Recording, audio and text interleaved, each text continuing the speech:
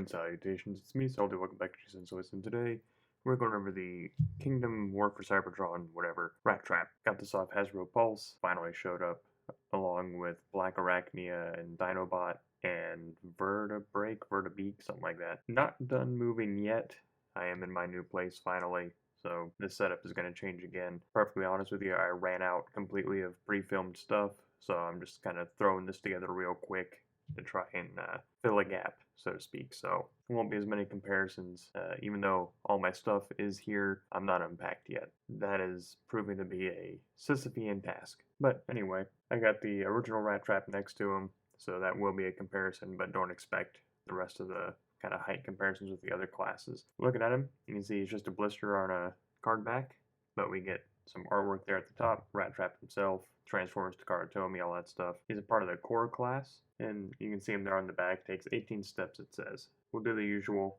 I'll pull out the little pamphlet so that way you can see it, and that way I have kind of a video trail, so that way if I lose the instructions, I have it on tape. We'll do the two size comparisons and kind of go over articulation, all that stuff, and we'll call it a day. Here we have Rattrap's blaster, which was by itself in the packaging, cast in this kind of cream gray color, little sculpted details in there, which this is compared to the original one, which is in two pieces. Big difference there.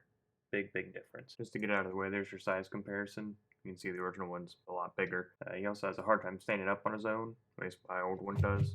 Just like that. That's why I'm holding him. There's your size difference. And going over some of the little details, you can see the maximal symbols on his forearms, just above my thumbnails. Looks like the rat head splits in half at some point during transforming, maybe. We get this nice kind of silver on top of his head. You know, some nice sculpted details. Not a lot in the way of paint, but is what it is, I suppose. There's his little feet down there, and his tail and everything else kind of curled up onto the back. But let's go ahead and go over articulation. I'll transform him, and we'll, bring this to a close. The head only swivels.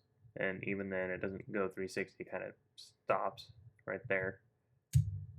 Oh, nope, never mind, I got it. So the head swivels, though going to the right, it kind of stops right there. But going to the left, if you force it, it'll spin around. It feels like there might be a spring in there, honestly. Like shoots back, really. I don't know how to describe it, but I guess I'll figure it out once I start taking them apart. The shoulders are on a ball facing forward, so that's a little bizarre, but oh well. They won't spin 360. They'll get locked there, but they will kind of rotate 360 if that makes any kind of sense. So you have that, I guess. So, but you can just kind of angle the ball to the side and get the elbow the way you want it to go. So just a little bizarre.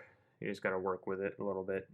But this does flange back and forth slightly. So I guess you could count that as a butterfly joint if you wanted to. He has a single joint in the elbow, comes up that far, an elbow swivel. He has no articulation in the wrist or the abdomen. He kicks forward that far, and he'll kick back that far, and kicks out over 90. He has two joints in the knee that, he's going to come up and kick himself because of all the toes, but if you rotate it around 360, that's about the best I can do to show you the double joint in the knee. He's got that top kind of ball joint there, and then that. With that, he does get a knee swivel, and with this ball joint here, you can see that little block right there. So if it's locked in place, it's not going to spin, but you bring it down and you can spin it if you want to. And then he has a ball joint down in the foot. So, rock side to side, back and forth.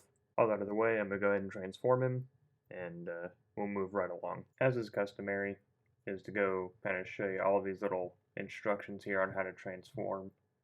So that way you see the steps, and I have it on film, so that way if I ever lose them, I can just come back to the video and kind of go through the steps as I need, or you can pause and, same reason. If you ever lose your instructions, they're here. 18 steps, it says, so, seems pretty straightforward. And there is your size comparison in beast mode. Again, a considerable size difference. This one's not bad. I mean, his hands kind of hang out of his butt, but it's not terrible, I guess. I don't know. I mean, it's kind of the proportions of a regular field mouse, so that's neat, I suppose. And, the feet did hang out of the butt of the original Rattrap, so there's that. And that's really all I got for today. Hopefully, between now and the next video, I can at least find my lamps, so I have better light other than the light that's above my head. So, and all this is fixing to change.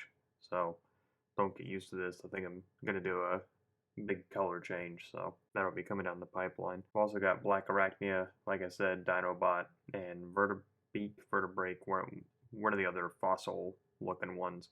so I'll be reviewing those as well. All that to say is that I have more videos coming down the pipeline. Probably going to be another month or so before I'm completely unpacked and we can get back to regular production value. Not that they're exceptionally high anyway, but regardless, I'm off track. For $10, it's not that bad. He has better articulation than the old one. The old one's significantly faster because it's a, what is it called, a flip former or flip transformer. All you do is just flip a switch in the back and he's transformed. This one actually, you have to move stuff around. I don't know, he's a little small. Something to consider with that, but I think he looks the part pretty well. But you let me know what you think down below.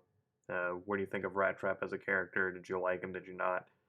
The first time I watched Beast Wars all the way through, I didn't really care for Rattrap very much, but he's grown on me during subsequent viewings of the show. But anyway, if it's your first time here on the channel and you like what you saw, then all that asks is you click like on the video and subscribe to the channel. It's a great way to help me out, and I very much appreciate it when you do. And I do thank you for stopping by today. So, until next time, I'm Salty, signing off.